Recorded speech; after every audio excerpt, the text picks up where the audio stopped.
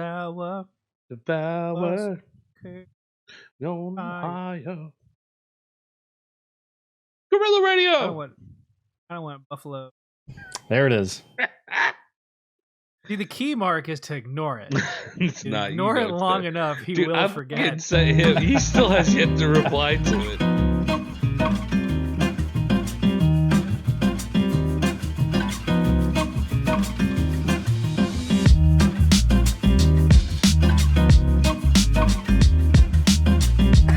Oh! Are we ready? Clink clank. Clink clank.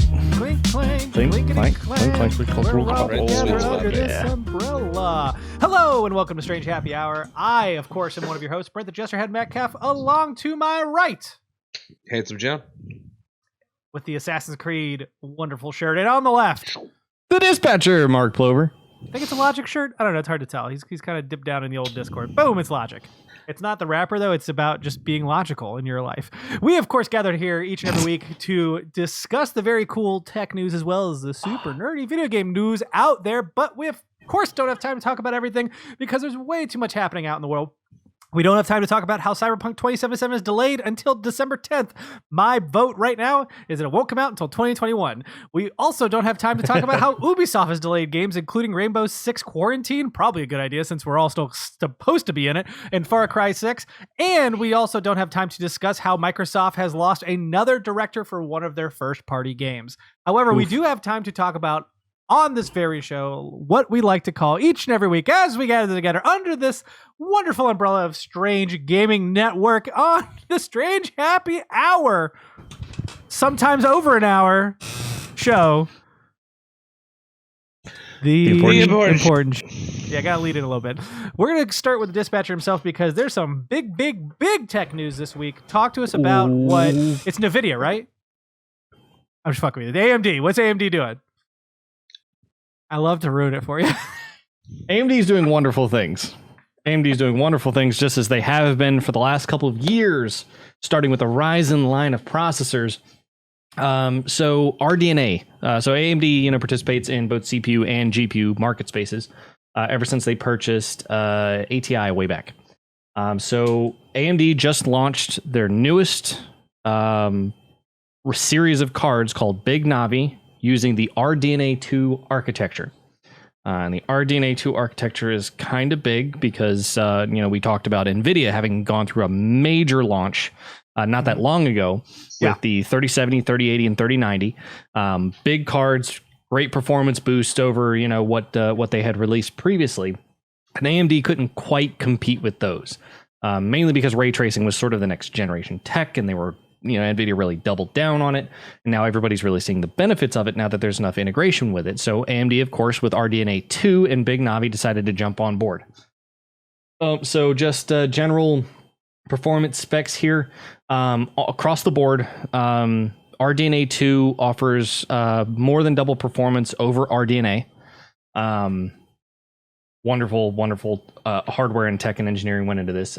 Specifically, just going into the technical stuff here. There's the Infinity Cache, which most processors have RAM, have a little bit of cache on board to sort of speed up the processing throughput. So AMD learned with CPUs that the more cache you have, generally the quicker that you can process things if you have enough throughput to sort of manage that. And the cache is just sort of like a quick way for the processor to grab tons of data and reuse tons of data without having to go back and forth to RAM over and over again. So instead of the normal 16, 20 something, 32 megabytes of on-die RAM or cache for it, it has 128 megabytes. Jesus, that of is on-die massive. cache for the processor. And just to keep in mind that 2-3 decades ago, 128 megabytes of RAM was considered a lot. Yeah. So this is where we've come now. I also think that if Thanos had the Infinity Cache, he would have defeated the Avengers. He probably would have a lot faster too. Yeah, a lot faster. Yeah. So just some notable features here, because we've already talked about Xbox, PS5, and AMD and all of the wonderful things that they're doing together. One of the things that was touted from the Microsoft Xbox event for the Series X was the Direct Storage API through Microsoft, which allows the graphics card to load data directly from the hard drive itself. Well, that carries over to PC now with the new generation of PC graphics cards. Not something that NVIDIA has integrated directly, because this is a partnership development with Microsoft. Not to say that NVIDIA couldn't do so. It's just that AMD is the first one to get to the first one to the punch here. Is Direct Storage named after like DirectX and that whole line? I would imagine so. I mean, to be fair, the moniker makes sense, but yeah, it does. That's why I was curious. But I don't know. I mean, I guess speaking of DirectX though. Yeah. One of the other pieces that comes with this is DirectX 12 Ultimate. Through a new series of processing features that AMD offers called Fidelity FX, which offers ray tracing, contrast, adaptive sharpening, denoisers, variable shading, screen space reflections, and super resolution. Ray tracing we've seen before. Of course, it's the calculations of light bouncing off of objects, which includes Also sound, yes. Yeah, right. Which includes reflections, which screen space reflections is also supposed to sort of handle of like physically moving objects on screen being able to reflect, not necessarily just, like backgrounds, for example, like you would see on older games or on some current gen and previous gen games. Contrast adaptive sharpening is basically just higher contrast. If it identifies darker or lighter areas of a scene, it's supposed to be a little bit closer maybe to HDR. Denoisers, first off, in 3D rendering, noise is pretty heavy. If you've ever worked with 3D models and all that stuff, working with high-res ray tracing renders introduces a ton of noise onto screen, like a ton of weird, like you would with a camera anyway, like if you're shooting in a really dark scene. So denoisers use algorithms to determine what the pixels should look like based on the pixels around it and the content in the scene. Variable shading is basically the ability to take different shading values whenever you're rendering the image in a much smaller, individualized per pixel kind of fashion on screen now. Now, I say per pixel, it's really not. Like the developer is allowed to determine what block size they want to use to determine the shading modifiers for that area. And basically, if it's a particularly dark area, you can increase the shading. If you have a really light scenario, for example, you can decrease the shading or vice versa. But the idea is that it allows for more dynamic contrast kind of scenes on screen by, instead of having like lighting or having zones, to increase or decrease shading, or doing it holistically like a lot of games do now, you can actually have little tiny squares do it. Interesting. Screen space reflections, I already talked about. It's basically along the lines of what NVIDIA already offers with ray tracing, for example. And super resolution, which is supposed to be a competitor to NVIDIA's DLSS. Now, super resolution isn't quite DLSS. DLSS uses the machine learning chips or machine learning processing chips or section of the processor for improving the resolution of what's on screen in a much faster fashion by identifying the data on screen in a lower res fashion and upscaling it so that you can get it at 4K quality, even if you're only playing on 1080p, because downsampled content is still better. So if you're using machine learning to determine how to fine tune the details of that, instead of using like anti-aliasing, for example, which is supposed to just take diagonal lines and blur them out to some extent. Yeah, there was a really cool video that was taking the rounds last week on Twitter of someone who was running Control at 240, but they had they used downsampling to basically make it look like it was 1080p. It was like super interesting to watch the video. Right. They were going through the whole technical stuff. I find it fascinating because not everyone has the ability or to buy these crazy monitors, or you might not have it with you at the time, right? You take it. Some people I know take their machines around because you're doing a LAN party or whatever the case may be, borrowing somebody else's monitor. It's not your snazzy 4K whatever. Well, here you can still get some cool shit from that. Right. So the big benefit here with super resolution, similar to that kind of style, and actually this is something that NVIDIA had actually offered back when the GTX 900 series cards came out, is where you can play older games at super high resolutions. but it's downscaled to your monitor, so the quality actually looks better because the graphics rendering actually gets a little bit more fine-grained whenever you really blow it up like that. So it's a similar process here, which also removes the need for anti-aliasing and whatnot like that, because the downsampling itself will fix a lot of that for you. So Sorry, I they're dropped a bottle cap and I don't. I was wondering what you were fishing for. That's why I'm moving around a little. It's just like having Legos. Yeah, there we go. Found it. So this Fidelity FX line, not every game has to implement all of this. It's of course tailored to whatever you really need out of this. As part of DirectX 12 Ultimate, though, almost every single one of the games I'm about to list here, and there are 35 titles that are already on board with Fidelity FX, or like are in development or have some sort of integration already available. Most of which, of course, are Microsoft games. But not exclusively. I don't know if you look at that list. There's a pretty big glaring one on there. Well, so Far Cry 6 is listed on there. World of Warcraft Shadowlands, which I'm actually surprised World of Warcraft is looking at this kind of tech. Godfall, Dirt 5, I think is awesome. Horizon Zero Dawn Complete Edition for PC. Boom. I think that'll look wonderful. Yeah. It's a beautiful game. Let's see. Resident Evil 3, Ghost Recon Breakpoint, Gears 5, Borderlands 3. Resident Evil 2 is also on this list. Both of those are the remakes, by the way, not the old ones, the newer ones. Correct. Why Breakpoint though? Breakpoint's still selling well enough. Like Ubisoft doesn't give up on a game. I think that's the one thing I applaud them for. Yeah, even when a game is released poorly, they still tend to try and make it. For Honor, Siege. For Honor's phenomenal with how much that community just carries that game, and Ubisoft has done a great job giving content. That's a different conversation. No, you're right though. I love to see how much Siege is blown up. Yeah. Keep going on the line. Monster Hunter World Iceborne.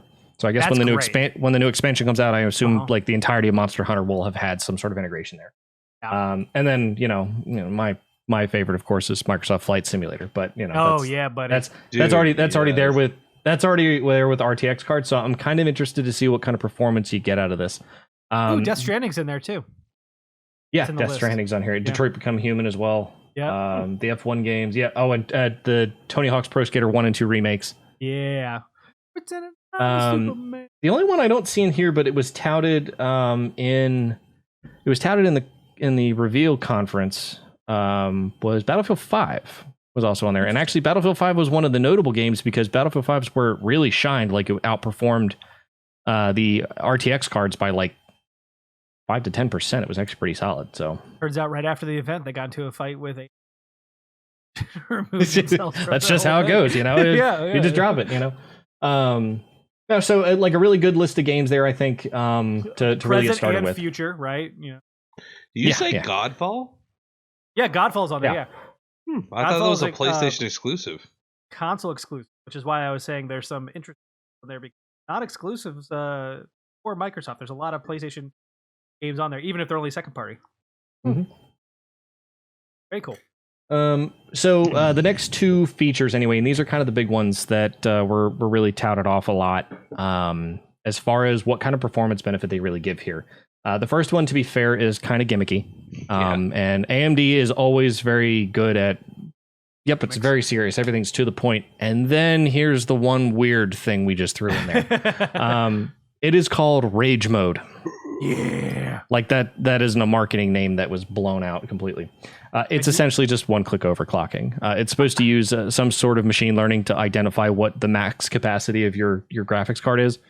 It may be predefined, to be honest, but the idea is it just automatically turns on the overclock. And realistically, it's a factory-approved overclock. It won't break your warranty doing it because it's an AMD feature. Why would you not turn it on? It's free performance. I've got a clip. Sorry, I didn't keep interrupting you. I have a clip from Slipknot. You're going to play right before you say Rage Mode because it's just, yeah. Okay. Anyways, in my head, it's a very funny joke, okay? Brent's excited to go Rage Mode, apparently. Remember that thing we were talking about? It sounds good, but then when you put it on paper, then it's like... Yeah, I know. Bring up all my jokes. Anyway, so this last bit of tech, to me, is sort of one of the big kickers. It's called AMD Smart Access Memory. And essentially, it's a PCI Express direct link bridge between your AMD 5000 series CPU, so the new Ryzen or the new Zen 3 processors that are coming out, and your RX 6000 series GPU's memory. Okay. So normally, there's a high amount of latency if a CPU wanted to use traditional PCI Express bus standards to communicate with the graphics card to be able to use its memory. But apparently, with the increased availability, maybe over the top, if your AMD processor needs additional RAM or needs quicker RAM to be able to share between the processor and the graphics card, the processor can grab it directly from the graphics card in high-speed real-time over PCI Express 4.0, instead of having to request it and store it somewhere else on its own memory. It can go over a higher bandwidth bus to get that directly from the graphics card, which apparently, with Smart Access Memory and Rage Mode engaged, it actually gives a 13% performance increase over stock. Which they showed with Battlefield 5, but we don't know they're actually part of the gig anymore. Yeah, we don't know. So some of the graphics cards did like the performance specs here. I'm going to get in each of the three cards that they talked about. They did showcase the FPS numbers with just Smart Access Memory, and some of them they did with Rage Mode and Smart Access Memory. So it was kind of a mixed thing on that. But AMD did a really good job. If you look at the frame numbers of basically going blow for blow with NVIDIA to some extent on game for game. Like it was really interesting to see the graph of like, we excel by 10% here, but we lose by like 3% here or 5% here, It was kind of an interesting mix to see. And I'd be interested to know if Fidelity FX doesn't have some sort of improvement maybe on that too, to let the AMD card sort of reign as well. So first off, we have the lower end tier card called the RX 6800. It is the equivalent to the 3070. We didn't get performance comparison numbers to the 3070 itself. We got comparison numbers to the 2080 Ti because that's sort of the baseline that NVIDIA was using for the 3070, and the 3070 isn't out yet to actually get correct bench numbers from. There have been some reviews, but nothing that I guess AMD could get their hands on to be able to actually test the card again. Yeah, they're a little trickling out right now. Yep. So you're looking at 60 compute units, 1.815 gigahertz core clock with a boost clock of 2.105 gigahertz. The 128 megabyte infinity cache, 16 gigabytes of GDDR6. Actually, I guess just to preface, all of these cards come with the 128 megabyte infinity cache and come with 16 gigabytes of GDDR6, specifically non-X memory. So it's the lower bitrate lower bandwidth memory as opposed to the GDDR6X that the 3090, the GTX 30, or I'm sorry, the RTX 3080 and 3090 have. Just with the infinity cache alone, that's fucking incredible. Yeah, I mean, it's incredible to see what they're doing with this, especially considering what the performance wattage or the power consumption numbers also look like for these two. Why do you think they went with the non-X instead of the X? It could have been price, it could have been availability, it could have been any number of things. Realistically, going with the X number probably would have helped them from a performance perspective, but I think that they may have realized that they don't need the higher bandwidth memory if you have a giant cache sitting next to the GPU, or sitting next to the actual processing units itself. Why not?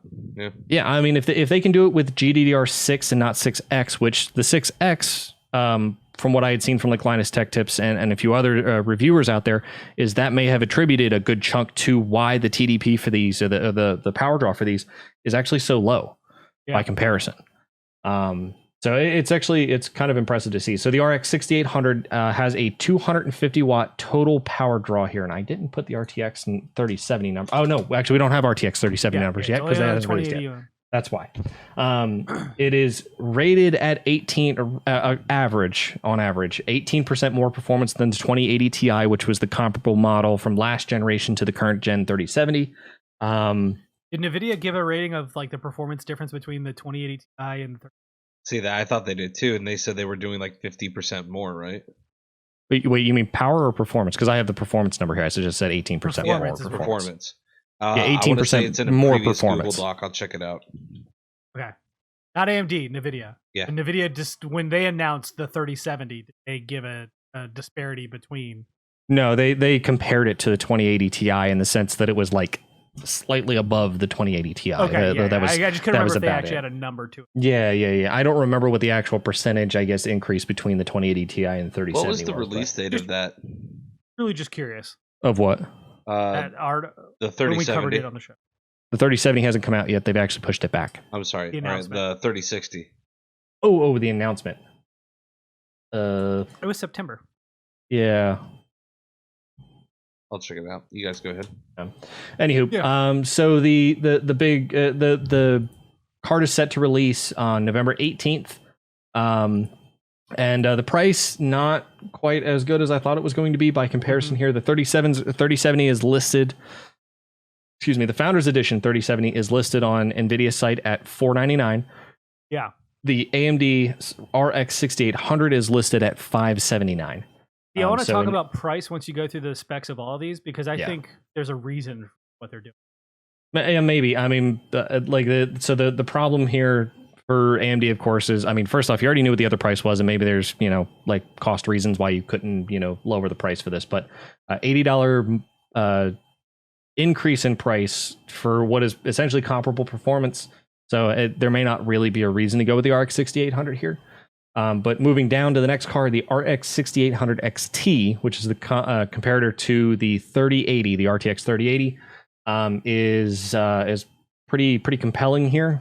So you have 72 compute units instead of the 60 from the 3080. You have I believe they're compute utes. Compute utes, yes. There we go. The 2.015 gigahertz base clock, 2.25 gigahertz boost clock. Again, 128 megabytes infinity cache, 16 gigs GDDR6, a 300 watt total power draw across the board versus the 3080s at 320 watts. There you go. So that extra 20 watts, it can matter depending on how much overhead you have available in your system. If you're already kind of pushing that limit, you might trip the overcurrent protection on your power supply, but just something to keep in mind. All right, to put in perspective, the 2080 Ti on this relative performance map to the general leap from what they were talking about, it's ranging about 3.5%, 3 to 3.5%, where the 3080 is at like 4.5%. So I'm gonna say the jump is probably about 25% from the 2080 Ti onto the 3080, but not the 3070. Correct. 3070 does not have is not on this list. It's got the 2070 I forget what Nvidia Super, touted on that because 1080 Ti.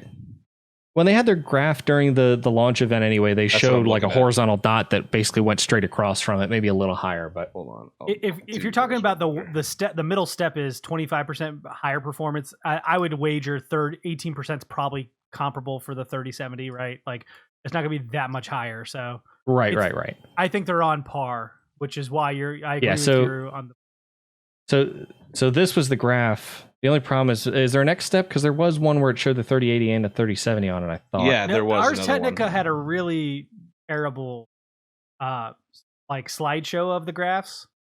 So this is what I didn't like. Yeah, so there's this graphics card. This is what this image I'm looking at here. Johnny, you have to send me that link so I can screenshot it. But the 3070, they're comparing it against the 1080 Ti, which I don't like at all. Like that doesn't matter. Now, granted, this is FPS performance or where it ranks as far as resolution to FPS, which that graph means nothing to me. Like nothing. Like I already know what the 1080 Ti was capable of. I already know what the 2080 Ti was capable of. Give me the number. Don't show me this kind of thing on a graph. But correct. But anyway, back to the RX 68 XT. Yeah, they're talking about the 2080 Ti. Now, granted, 2080 Ti they were selling it for $1,200 at the time. Well, so you can see where the 2080 Ti sat relative to the 1080 Ti in that last graph too, to kind of correlate that. But on the last one. So this one, you can see where the 2080 Ti and the 1080 Ti sat versus this one, the 1080 Ti versus the 3070. Mm-hmm. The only problem is the scale's different, so I really don't know how you compare that. I don't know either. But anyway, back to the RX 68. A lot more informative. But anyway, back to the RX 6800 XT. So again, the 300 versus 320 watt total board power, or TDP, and this will also again have a release date of November 18th, and it is priced at $649 instead of the 3080's $699, which, if you're getting comparable performance for $50 less, NVIDIA's probably there's going to be a side note to this, but the $50 price point for comparable performance obviously makes more sense, and a price to performance comparison here. The other thing too is, unless AMD is able to keep up with the demand for this, NVIDIA's already left kind of a stain on everyone else at this point of, yeah, wow, this whole process kind of sucks. Who wants to be the first adopter again? Like, I went to NVIDIA's site and they are still out of stock. Jesus. It's just not. Well, or actually, if I remember right, actually, they may have even said that they were going to stop selling on their site. Yeah. But bots were a huge issue. Scalpers were massive. We saw MSI even had a subsidiary that was scalping brand new cards themselves. Like, all kinds of ridiculous stuff that's out there. So unless now AMD retroactively to this said, for our process, we're going to set guidelines for our companies to make sure that only like one person can acquire a maximum. I think it was 2 cards or 1 card or something like that. And they were going to implement certain purchasing restrictions or purchasing tech features like you do with, for example, the shoe industry, where you get put in a queue or you get put in a lottery to be able to grab yours, which wards away a lot of people who want to build bots to do this kind of stuff, because, well, that's a ton of waiting for maybe nothing, you know. So it makes it a little bit more difficult for them to get through. I would just say, I'm interested. You have to, in order to get this, you have to call this person to realize you're not a bot, and they'll literally call them and be like, nope. I feel like he'd end up seeing too many people go, no, I don't want to interact with human beings. That I'm fine, thanks. But I think there's other ways around. With the kind of turd stain that NVIDIA sort of put on their launch event, and the fact that they're still having issues now with supply, short of AMD coming in and like swooping it with the supply perspective, I feel like they're going to sort of go head to head here, and we'll probably equal out and say, yep, AMD is just about the same, so I'm going to probably go with this one because it's $50 less. Well, like you said, the wattage is only 20 watts less, but I mean, again, if you're really trying to figure that out and it's $50 less, probably an easier route for you. Well, I was going to say, if that power is going to be enough to where, you know, your power supply can't handle that, that would be an additional cost for you. Yeah. Yep. Well, yeah, exactly. If you're already riding the limit of what your power supply can handle, because that's what a lot of people do, is you buy one power supply that lasts you through whatever components you have in it in your system at the time, and right on the edge there. If you're already pushing the boundary maybe with the card you have, or if you would be pushing the boundary with, you know, the 3080, it makes sense maybe to go with the 6800 XT, so you can get the same performance for a slightly lower power draw. I'm going to make a joke about it. Live is being right on the edge. But it's not appropriate. You still said it. Jesus. But it's not appropriate. We can move on. But it just happened. So it's not whatever. bad as long as someone else isn't putting the cigarettes out on you, okay? Then you have a problem. Maybe I want him to. Well, I mean, it's not a problem if he likes it, I guess. There's nothing wrong with that. All right, moving down to the last card here, the RX 6900 XT. Nice. It is the same size as the 6800 XT. So as opposed to the 3080 versus the 3090, where it was 2 slots versus 3 slots, this is all 2 slots. They're the same length cards. Everything is roughly the same on them, other than the design principles, essentially, and definitely these specs here. So 80 compute units versus 72. The clock speed is exactly the same, 2.015 gigahertz versus base clock, and 2.25 gigahertz boost clock, exactly the same as the 6800 XT. 128 megabyte Infinity Cache, 16 gigs GDR6. And wow. this one to me is the big kicker. I don't understand how they pulled this one off. You added 8 compute units and 8 more compute units into this graphics card, but you kept the board power the same.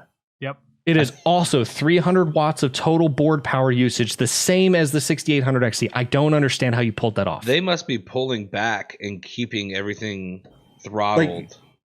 So, I mean, chip binning is the way that, you determine which chips can go in certain computers or labeled as certain models based on how good the silicon is on certain chips by enabling and disabling features. So you must have really well bin chips to be able to pull the same power draw, or you have really bad bin chips and that just happens to be your middle ground, one or the other, which the latter of which I'd be so much happier with. You just have really bad chips that come out here that happen to equal what the 3080 does. That'd be fantastic. That's what they'll tell you. Well, I mean, if a 6950 XT comes out here, I don't understand why you'd get a 3090 ever. Oh yeah, especially just on the price alone. Well, and getting to that, so for the December 8th release date, the 6900 XT is listed at $999, which the comparator here is the 3090 at $1499. Yeah. I mean, for what you would get for the 3080 for $200 more, you could get the 6900 XT.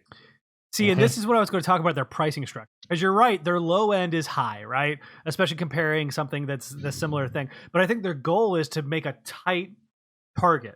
So we've got AMD, we've got your back, we've got this, because you, Mark, make enough money and do use your computer enough that you're going to go ahead and buy the high end spec.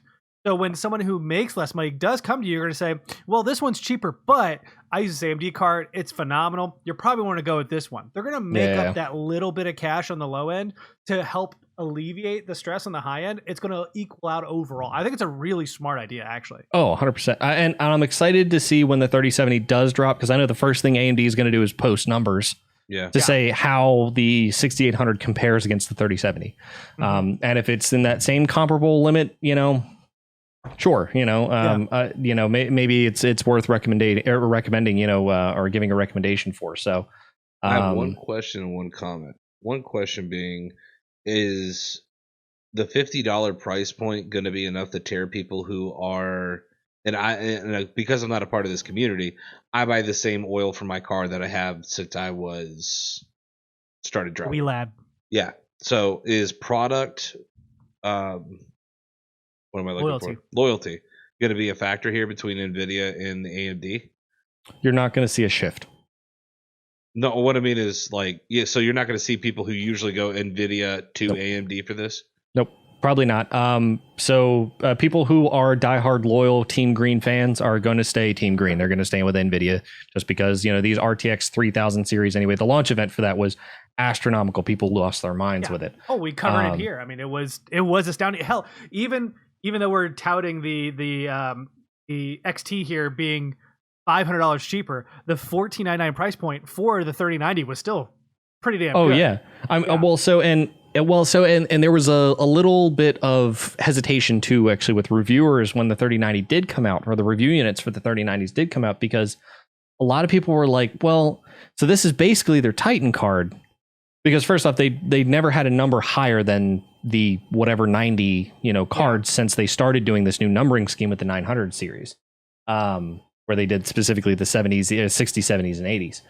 Plus, then they had the TIs, and then there's the Titan card and all that stuff. But they're not even touting the fact that there's any kind of Titan card or anything on the horizon for that. Now, that might be part of their play here.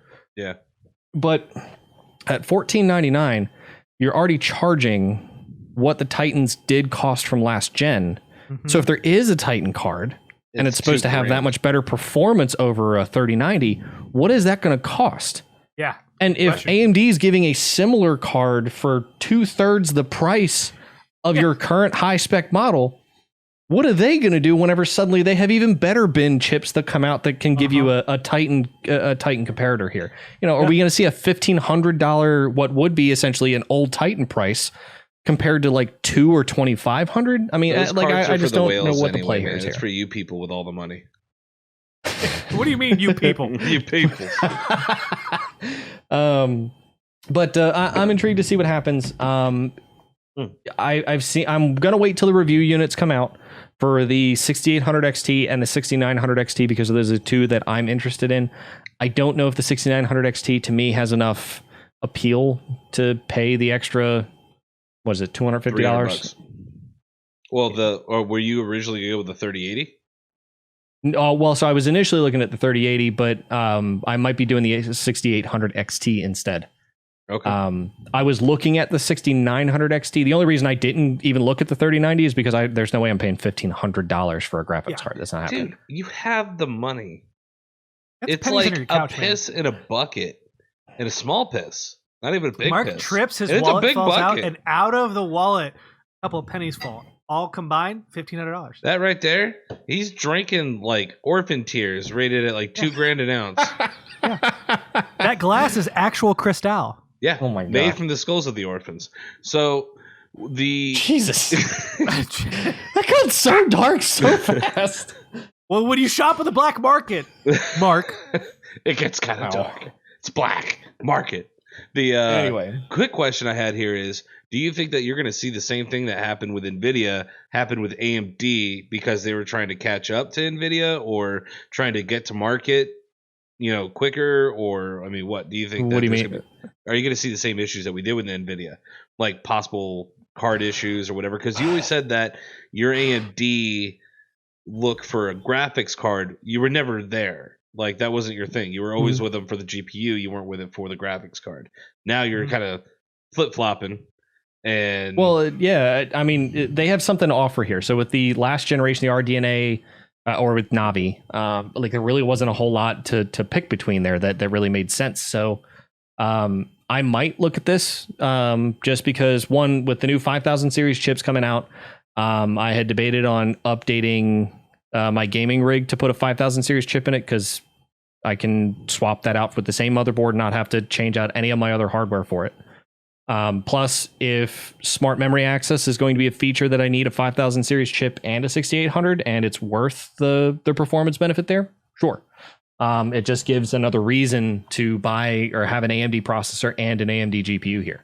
all right, Brad. He's just a flip and- flopper. He's going between Android and Apple, and now Nvidia and AMD. I can't trust To be- this guy anymore. I don't even To be know. fair, See, Before he's going to say that he hates John PB&J here's- sandwiches, and I just John- can't take it. John here's an over loyalist, even if I was going to say he's actually following the market, which is what you're supposed to do as a consumer. No. I totally agree with him. I was actually all up on the Nvidia thing until they started screwing up, and I saw these prices, these specs, and I was like, man, if I was building a unit right now, I'd be totally going AMD. 100%. Yeah. Oh, 100%. I would recommend the 3500 and 3600 R7 chips from AMD all day for that like $120 price And that's point. assuming that they're not totally full of shit. Yeah, we'll find out in November and December for sure. Because, like you said, that power requirement just seems really weird. And I was that doesn't follow I'm not a computer expert, but it doesn't follow what you expect. If you look at any of the other major reviewers out there, they all look at that same number for both the 6800 and the 6900 XT and go, what? How? How did you pull that magic off? Freaking voodoo. I'm a what? So I'm curious to see if they maybe don't have a higher power model down the line that has like 90 compute units and is like a Titan killer or something like that, or is a Titan replacement. So and only uses 300 watts. You're like, wait, how'd you cram 10 more in there? I know they were definitely going to undercut the 3080. That was their intention with the 6800. But I feel like the real value here is really what they're doing to NVIDIA is just mushroom stamping them with the 6900 XT. Well, because this the is $500 difference for what you're getting is absolutely amazing. And this is where I've sort of jumped on the AMD train with this, of realizing that Lisa Su is doing wonders for that company since she stepped in. The old AMD of the, was it like 2010 to 2016, 2017 era is over. Ryzen and the Zen line of processors, the new RDNA, well, now specifically RDNA 2, RDNA 1 didn't really do much for them anyway as far as market share, but this new position that they're putting themselves in is really nice. And there is no reason not to jump on this if they're riding the train on both markets the entire way up. If you thought they NVIDIA had a bad time with keeping up with production, I think AMD is about to freaking find out exactly what kind of hell that is. Well, and they're putting both of their major competitors in both markets, Intel and AMD. They're making them sweat right now. And I like that. One, it's good for the market as a whole. Yep. Competition's good for the market, good for the consumer. So I'm interested to see what comes in the next generation, probably 2 years from now, too. I had 2 comments. You heard it here One, first. Nope, our we're done. DNA Move on. or our DNA? Every time you're like, our DNA, I'm like, what do you mean our DNA? What do you mean? What's going on here? Also, recombinant DNA, Brent. Obviously, the machines Navi, have, amino acid proteins too, okay? I'll wait till John's done. Navi, where's James Cameron? Where's Avatar? What are we doing here? I tried to stop him. They James Cameron by calling it Big Navi for the second generation. I want you to know on my right side, I took little notes on my little notepad so that you guys couldn't see it, so I could make those jokes. Wow. How long have you been holding those then? Like 30 minutes? I walked. It's like 2 minutes in. I've been holding them in. Please let us know what you think about the new AMD graphics cards. They sound amazing. Do you think we are blowing this out of proportion? Do you think this sounds really incredible? Are you interested in these? Let us know in the comments below Mark's mustache, or you can let us know on Twitter. Not a whole lot of space anymore. Look at that. I know. If he shaved off the left and the right side a little bit, there's more space. Not happening. Yeah. But I think it's time to move on to another topic because we've talked for 40 minutes on AMD. John, I believe your shirt is apropos. Can you explain to the class why it is? Yes. I was going to wear my hat, but I left it in the car and I'm too freaking lazy. Netflix has announced that it's going to produce a live-action Assassin's Creed. Now, before all of you freak out and say, we already tried this and it failed. 1, that movie wasn't horrible. 2, correct. It's a series. It's a different thing. We saw what they did with Witcher. They did a solid job. Let's give people some chance. Okay. It's going to be produced by Ubisoft's Jason Altman and Daniel Korean. That's a French word. Which will be the first of multiple new projects, which they are also coming out with a Division series with Jake Gyllenhaal and I forgot her name. Jessica Chastain. Yep, that one. I'm excited for it. I want to see more story-based stuff happen in the Assassin's Creed world where we don't get a whole lot of it because me and Brent talked about this a lot with how gameplay is super important in the Assassin's Creed franchise, whether you're going into the open world or you're just doing the counter button stuff like you did in the first 3. Well, it's more than the first 3, but I want to see more of the storyline develop because I think it's got so much potential that, the movie, people really disagreed with it. They didn't like it. And I'm like, but they did their own thing and they made it work and it looked good. And Michael Fassbender is an amazing actor. Shut the fuck up. I love that man. But I'm super excited for it. There's a trailer on Netflix's account that you can go look at. It's also you can look at the document below for IGN. They haven't. It's a It's a tease. It's not a trailer. Yeah. Okay. Fine. It's a tease. And it teased me. But Who did it? I'm hopeful. I'm gonna let it go because Witcher impressed me thoroughly, and I think that because of that, I think we could see something good come out of it. Though, it depends. It really just depends because you have the Assassin's Creed fan base is super picky and they don't know what they want. They really don't. Yes. I've come down to the conclusion that there are so many different types of people who love Assassin's Creed that there's no one focus that someone could pick about it that they even like. Everybody's like, I like this, I like this, I like this, I like this. And it's frustrating, and that's why I think that movie got so much flack. And we've seen it with things like Ghost in the Shell too. I thought the Ghost in the Shell movie was great. I think it was a great adaptation. Other people freaking absolutely hated it, and they were trying to be super specific. And I'm like, well, yeah, it's an adaptation. You can only do so much. And both of those films have their problems. I won't say that they're amazing films. They're good films. I like both of them as well, but they definitely have their problems. One, I think you buried the lead a little bit because it's not just Assassin's Creed series. Ubisoft is doing a multi-year deal with Netflix. And so there were rumors a while ago that Adi Shankar, the guy who is the producer for the Castlevania anime is also going to be producing a Assassin's Creed anime. Yeah, and On that's going to be Netflix. really, really cool. And that sounds incredible. Yeah, Castlevania was really, really well done. And I'll be really Still. like excited to see what he can come and do with this. Blood of Zeus, which is on Netflix right now, not scratching that itch even close. Like it's good, but it's not. Really? It's not Castlevania. Not even. I thought you said you started it and you really liked it. I'm enjoying it. It's fine, but it's like it's not that. Okay. Like the characters could be replaced with any other person. I'm like, okay, like you could take this main character and throw him away and give me the main character from Phoenix Rising Immortals, and I'm like, all right, it's the same person. Not like that, but Ubisoft's got a lot of stuff in the fires too. They got another Beyond Good and Evil series. Yep. Helmed by the Detective Pikachu director Rob Letterman, and a Splinter Cell animated series helmed by John Wick writer Derek Koistad. See, that sounds cool. John Wick taking over Splinter Cell. Yeah. For Splinter Cell makes total sense. And to be honest, 100%. I've always said that Assassin's Creed, Splinter Cell, and Watch Dogs should just become a universe. But yeah, that'll be for later. So I think unless you have another comment, Mark, before we wrap up this topic, I would like to ask what time period you'd like to see. Right? Because we know we have the modern day. That's got to happen. What's the time period they're going into? What's our ancestor we're diving into? I know what you want, and I totally agree with it in the sense that I want to see it because I think it's got probably the most potential. I would love to see a Japanese version in the Samurai Age. That would be fucking stellar. I think that would be just disgusting because the secret, the ninjas, but you also have the proud samurai that work for the lords, and there's just so much you could do with that. It would be awesome. You're getting greedy, John. You got Ghost of Tsushima this year. Okay? Hey, man, I'm just saying it works, okay? Mark, do you have an ideal time period you'd like to see this happening?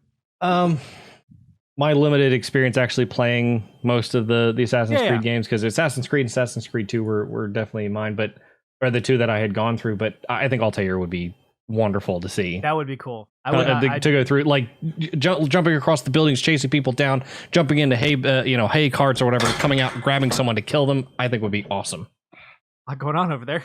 Apparently, there's an assassin in Mark's room. All right, so I'm assassin gonna, for my drink. Yeah, there you go. Knocking it over. I've got 3 because I'm greedy. You are greedy. Two of them I'm stealing from the side-scrolling Assassin's Creed Chronicles games. Mm-hmm. So there's one set in China and one is set in Russia before World War One. So it's like that 1915 time period, and that's just such a very specific, unique time period. I'm curious. I'd like to see what you can do there. But my balls, like to the wall, off kilter one, Salem Witch Trials. I think there's some interesting things that could happen there. You're talking about witchcraft, and we know there's pieces of Eden in which people can manipulate reality in this world. So tying that in, it could be a little less, it'll be a slower pace, so it's not going to be as high action. But when the action kicks in, it's going to be amped to 11, high action with some really kind of puzzling around, and we can include some really cool tombs for parkour, running around trying to find some. I think that would be. What do they do? Climb trees? They're in the middle of freaking woods. No, I'm saying like in Native American burial tombs or whatever. Like there's stuff you can do to tie into the old civilization, the original civilization. See, that's where I think Assassin's Creed, just in whole did so well in the beginning of that. It was in Italy. There was old and modern at the same time. You didn't have to jump. Time or go through the Animus or anything to experience that in game. You had tombs, you had brand new buildings that were beautiful, and you could explore everything you wanted to. So. Well, and as much as we love Altair, Ezio's just the boss. Yeah. Like, he's just a pimp. He's a bomb. Yeah. He is. And everyone knows that pimps don't die. Pimps don't cry. They never shed a tear. Can I say as a final, as I guess a last comment from me on this? Okay, I'm a Jake Gyllenhaal fan, very much so. So I'm really excited to see what he's going to look like in a Division-based movie. Yeah. Like, I think that would be awesome. Dude, I agree. As a series, that thing would be it would be disgusting. I think if they could do so much with that. If they don't have the rolling drone bomb, it's not a Division movie. It's not true. It's just not the case. I mean, they're definitely going to have the drones, without a doubt. Yeah. I mean, that's going to be the easy part. That ball, they're going to have. Yeah, it's going to be interesting. The Seeker Mind's just broken as shit. Please let us know what you think about the Assassin's Creed film, as well as other properties that Netflix is partnering with Ubisoft about. You can let us know in the comments, floating directly in front of John's clover hat, because it should be My Assassin's Creed hat. It's Assassin's Creed hat. You can make an Assassin's Creed hat by typing an AC in the comments. Finally, on to my topic. I am going to talk about how Phil Spencer's hinting at a smaller Xbox that is apparently going to be like the size of a Fire Stick using only Game Pass.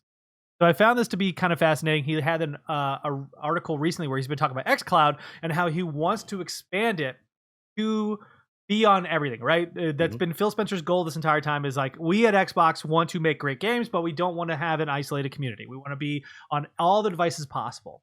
And I think we've talked about it before, is how Game Pass seems to be their play to be the next Netflix, except for here. So it makes perfect sense to me to sell for $50 a dongle that hooks into your HDMI port on your television and an Xbox controller to do so. But I was curious about what your guys' thoughts are. Do you think this is a path for success? Because game streaming as we know it isn't nearly as steady. I mean, Google Stadia has proven that. We've got a bunch of services coming in apparently from Amazon, and then xCloud Nvidia just kicked off in September for Xbox. So, well, seeing what's going on with Switch, which we'll talk about probably soon, I think that Next week, more than it's certainly likely that it'll be fine. I think Stadia just couldn't get it right. I don't know. I think it's Rushed is possible. what I I would think say. they'll be fine. I mean, not to mention Xbox is going to be running the servers, so they'll have complete and total autonomous control of everything going on with their systems and everything going on in the background. there's Windows Azure servers. Azure, that's right. Yep. But PlayStation will also be using those servers, interestingly enough. So Yeah. I don't know. I think that it's a good idea for sure. I don't know what it's. It'll be interesting to see what happens, because I don't think its stability will be enough to work out. Because I mean, if Google can't figure it out, not well enough anyway. That lag, God, that lag sucks. Yeah, I don't know. Like, having gone through again, being the Google fanboy that I was all on board for Stadia with the idea that, this was going to be great, and Google was going to be sort of the king to get it done here. And, from a streaming tech perspective, they're definitely one of the better services out there to do that. I mean, literally the only other two from a cloud tech perspective that would even be able to compete to reduce latency would be Microsoft and Amazon. And now Microsoft has xCloud, and Amazon's talking about their own gaming service, or Luna. So, Ubisoft is the first big partner on. Right. Ubisoft is hoarding themselves to everyone. They've not 100%. said no yet. I mean, why not? I mean, you're an independent. They are the village as doorknob of video games. It doesn't hurt them. No, no, it's it great. doesn't. I love Ubisoft Yeah. games. I think the only one I was a little disappointed in was the Nvidia service. I don't remember. Yeah. That's because they The got Shield or cock-blocked something? hard. They did, Shield. and it wasn't just the Shield, because the Shield's supposed to be able to play your desktop games on your TV if you want to do that. I know which one you're it's a talking service though. I can't remember what the heck it's People called. pulled out. There was a bunch of stuff that happened where they just Yeah, it should be great, and to people me- are killing it. To me, they were supposed to be sort of the second line because they had a better business model, in my opinion. Yeah, I Of agree play with the that. games you already have on PC through Steam and everything like that. Play them on our service, and you're good to go. We already offer like Windows and Linux PCs, ready to go for this. Just play on our platform through the mobile app, through your Nvidia Shield on your desktop or on your television, through your desktop PC if you want to, whatever platform you want to go through, aside from iPhone, of course. So I don't know if Microsoft is necessarily going to make this any better, unless they have some magical sauce that they're going to sprinkle on this to make it that much better. From like latency is going to be a problem no matter what. Which, if you have decent internet and live anywhere near any kind of urban center or close to where any data centers sit, then you should be fine. The problem you're going to run into is it's all going to be the same for any service essentially in those areas, unless they have, or for anywhere outside those urban centers, unless you happen to be close to a data center, like around here in North Carolina, for example. To my understanding, Microsoft, Amazon, and Google don't have major data centers here. No, they're in Raleigh, Yeah. aren't they? Well, Google has one in Lenore. Yeah, but they're not like a good bit closer, but that's still a 40, 50 millisecond latency, and for input that's horrendous. And if Raleigh's the closest place, what's that? Works fine on Among Us. But yeah. Well, so you're not talking about input latency though. You're talking about online latency. You're talking about network latency. That's still different. Like you make an input in your game, and to you, your own character still feels instantly responsive to some extent. The problem is that if you jump into a system where that same kind of latency has to be done from when you move the stick to when it actually performs the action, that's a whole other thing. And you guys had tried Stadia, I guess, whenever I had it, I remember playing play it and try to convince me that everything was okay, and I was like, no, it's not okay. but playing with Trials, I really thought that like this was really going to be the next gen tech. Now, the downscaling of the video quality, I don't mind that all that much for the casual stuff I would play. That part's fine. Mm-hmm. It's still the input latency for anything that is high action, that is sensitive to you having a reaction time or anything like that. Online gaming is definitely not going to be the space for that. Esports is definitely not going to be the outlet for that. No. I don't know. I just don't know if Microsoft's really going to be able to outpower it any more so than Google was already attempting to do in the first place. I think if you're looking at what people have as a alternative, it might not matter to them if they're already in that ecosystem. They're like, this is an added benefit. Right. I could literally put this on upstairs and I'm going to play Danganronpa. So, yeah, that doesn't matter. I mean, there are rhythm parts to that game, but... Yeah. Well, and thinking about it, though, xCloud's, and we may have already talked about this before on previous episodes, but Microsoft's probably going to have the best chance to do this too, because they also own the games that are going to be available on the platform. It's not like Google where you have to or Luna where you have to negotiate with game developers to produce remake those games available, aside from what Luna's doing with Windows only systems. Well, not only that, but all these games are going to be ready for these systems. I mean, they said that they're not going to have to remake it for them. Right. That's the big thing, is that Microsoft has built themselves up where, one, they don't own all the games, but it's built into your Game Pass contract. So if you join Game Pass, part of the contract is you get money and then you allow it to run on xCloud. How does it run on xCloud? It runs on your Windows 10 version of the game. So it's not your Xbox version. It's the Windows 10 version. They just put it into one of those Azure servers. It's as painless as possible for a developer. Hands down. Whereas Stadia, they literally have to make a Stadia version. Yeah. Right, and it's Linux based too. So it's not. It's sometimes for them, it's a complete OS shift too. If you're doing anything that's OS dependent there. But Luna's also going to be benefiting off of this as well. Yeah, because it's going to be Windows based. But I think the difference here though is that Microsoft, even if game developers didn't immediately jump on board and said, we're going to sit back and wait and see how everyone else does with it, Microsoft already has a flurry of games that they can toss in on this. Yep. From their own first-party development companies that they publish for, that they could just toss into this or say, you're going to develop something for this because we need to be able to promote this well enough.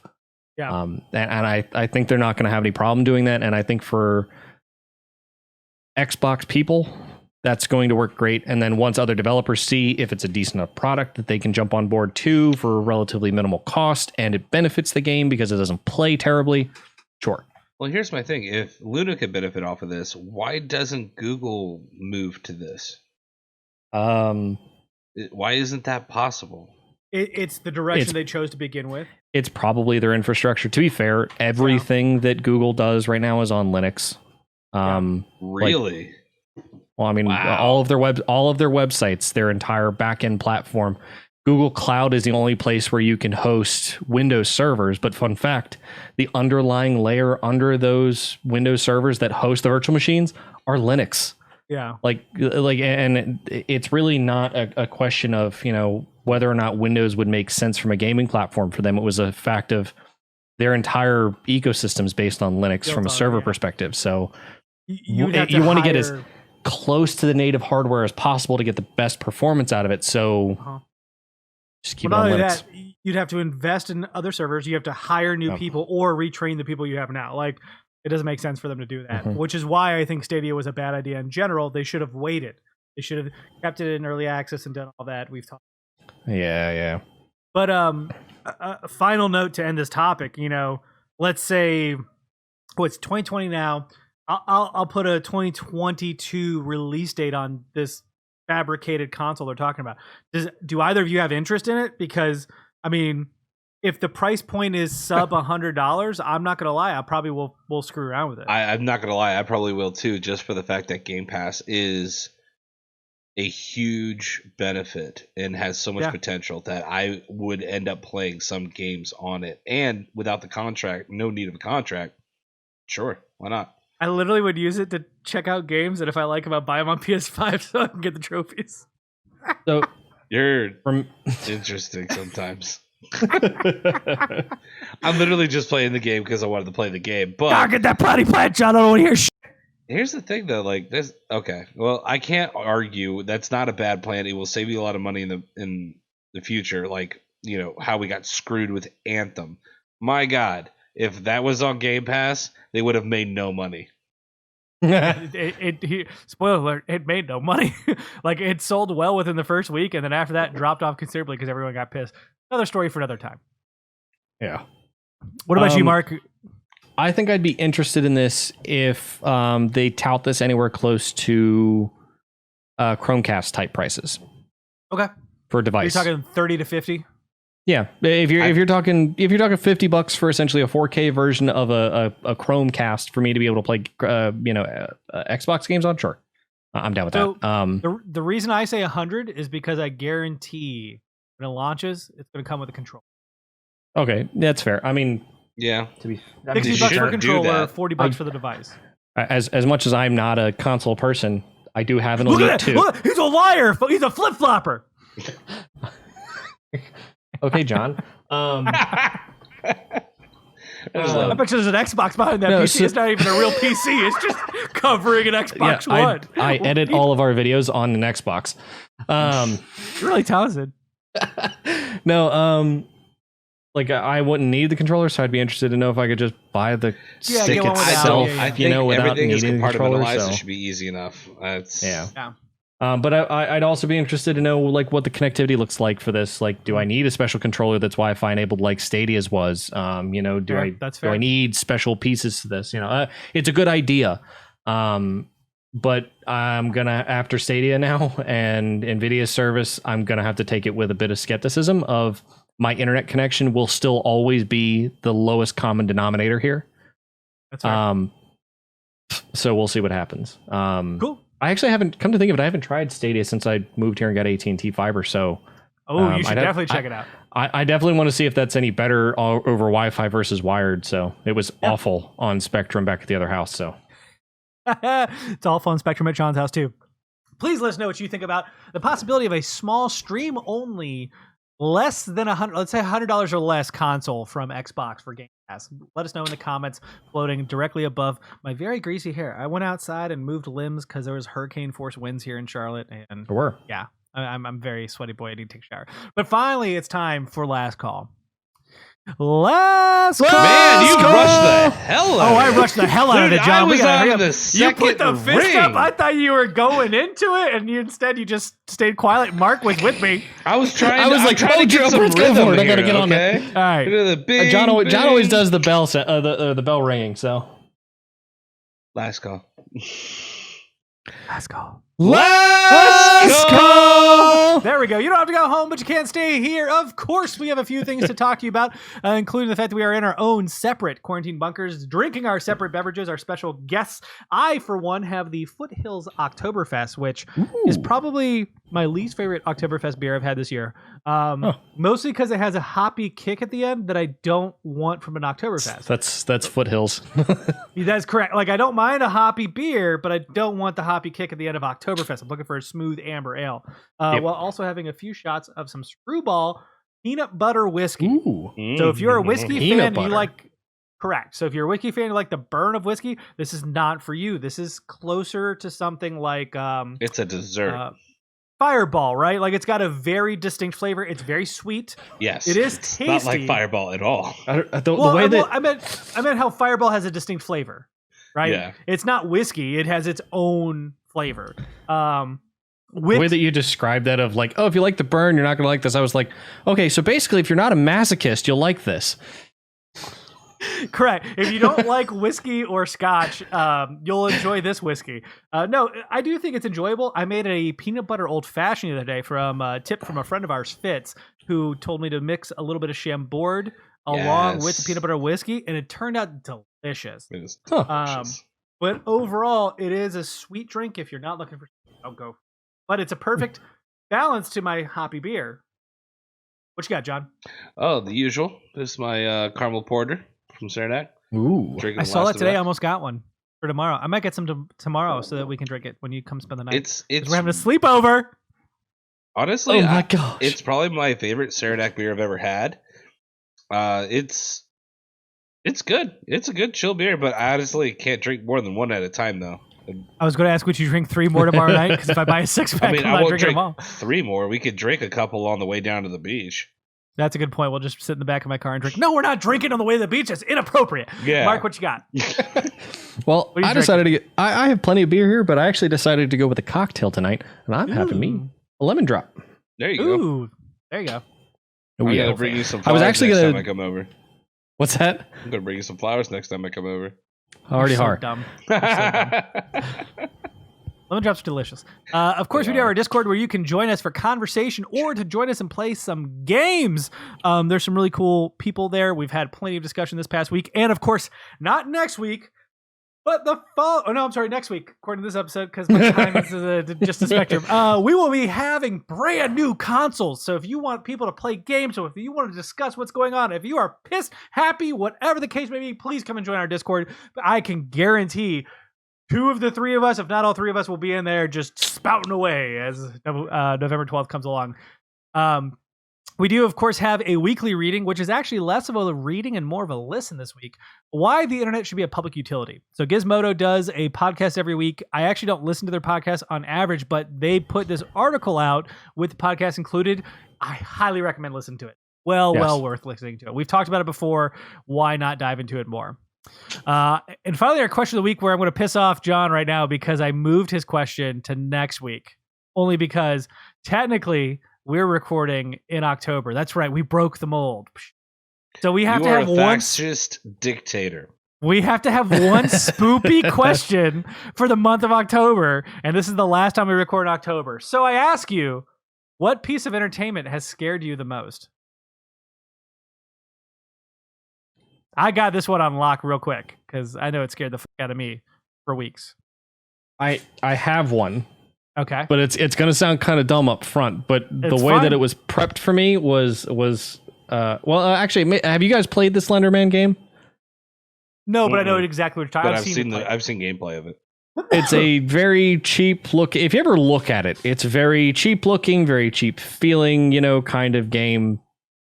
So the way that it actually was presented to me, like a bunch of the guys from Strange, like Kelly and Dylan and them had, like when I came over to their apartment back in college, they had brought me in to sit down at Kelly's PC to play this, but they shut all the blinds and closed the doors and blacked out the entire room so that we could try to get everything into it and cranked the speaker system all the way the hell up, so the footsteps, the heartbeat, the noises, and everything like that were really amplified. So the funny part is I'm actually going through the game okay. I'm finding the little things, the notes on the trees and everything okay. And there's a certain point where I realize that Slenderman's behind me and he's starting to get close. So I'm starting to sprint as quickly as I can. And I accidentally hit the Windows key. So the game minimizes and the Windows thing pops up. And I was like, what the hell happened here? And I'm trying to alt tab back into the game. Kelly comes over to alt tab back into the game and it comes up. And as soon as it comes up, it's like the ending scene whenever you're captured or whatever, and it's just all screams and loud fuzz and noise and everything like that, super loud. And I freaked the fuck out. It was pretty gnarly. It's really not that scary of a game, but it definitely put me there. Close second would be Dead by Daylight. Was definitely definitely one of those that's especially whenever you're game. It's both funny and scary whenever you're playing with your friends and you can talk with the guy your friend who's the killer. Especially when your friend who's the kid, and I have actually a video on my YouTube channel on my Defreak channel of me playing Dead by Daylight with a bunch of my friends anyway, and it's both funny and terrifying at the same time with the heartbeat sounds and chasing and the slashing and the red light and all that stuff. So yeah, that's great. John, you got yours, or you needed a moment to think? No, I don't need to think. So there was a game I couldn't actually play, and it was actually Fear. And it was because I was playing with Brian. We were playing co-op. I was like, cool, I'll be able to play this game. I ended up like blowing my load of ammo. And of course, it never gave me ammo. And it would randomly kill me. And I don't know why it killed me. I still don't know why it fucking killed me. Because I couldn't shoot it. I couldn't do anything. Running away didn't seem to do anything. Like, it was just like, I was frustrated and I was like scared out of my mind. And I was like, Brian, you play this game, I'll watch you play it. I could watch it, but I couldn't play it because I get so into games. Same thing with PT. Dude, that thing scared the freaking piss out of me. I couldn't watch. Hardly yeah. Watching Brian play PT was stressful. Oh my god. Playable teaser. It was released on PS5 because it was teasing Silent Hills from Hideo Kojima, but he left Konami, and so now there's actually a small game jam that's done like every couple of years where they basically say, hey, developers, make your own version of PT. And it's not like a copy of it. It's them coming up with the similar concept because PT takes place in a house in which you go down one hallway. Yeah. And every time you get to the end, you loop back. But when you loop back, things change. Puzzles behind it. And stuff. Creepy. Yeah. And then someone hacked it, and then apparently the person is following you the entire time. The ghost that's in the house is following you the entire time you're in there. They found that. I highly recommend just go to YouTube and find some videos on PT. It is terrifying, but fascinating.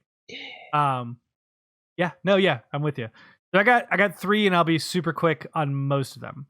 1, It Follows. It Follows didn't scare me in the sense of like. The movie scared me during. We can go into movies. I thought we were just doing games. Entertainment. Oh shit! Yeah. Because it follows me up mentally.